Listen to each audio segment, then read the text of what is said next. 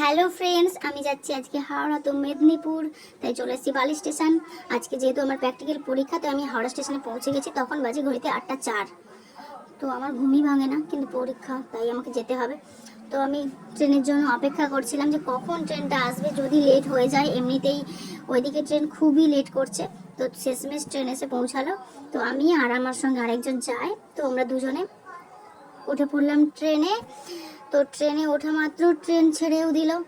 যাই হোক, আর টিকিয়া পাড়াতে 1 ঘন্টা দাঁড়িয়েছিল, তো খুব বিরক্ত লাগছিল। আর আমি তো বোর হয়ে গেছিলাম, ভালো লাগছিল না কখন পৌঁছাবো। তো শেষমেশ ট্রেন থেকে নেমে টোটোতে উঠলাম, মাঠের মাঝখান দিয়ে যেতে হচ্ছে। এই দেখো আমার কলেজ। আমি শেষমেশ কলেজে পৌঁছালাম, তখন বাজে 11:30। স্যার অলরেডি চলেই এসছে। এই দেখো আমার আর্ট পেপার, যেহেতু আমার এটা প্র্যাকটিক্যাল পরীক্ষা ছিল, আমাকে বানাতে হয়েছিল। আর যেটা আমাকে রাত জেগে করতে হয়েছিল সেটা হলো এই যে প্র্যাকটিক্যাল খাতা। তোমরা বলো কেমন হয়েছে প্র্যাকটিক্যাল খাতাটা, আমাকে জানিও। আর অলরেডি আমার পরীক্ষা শেষ, তাই আমাকে এরকম ভাবে দেখাচ্ছে। কমেন্ট করো।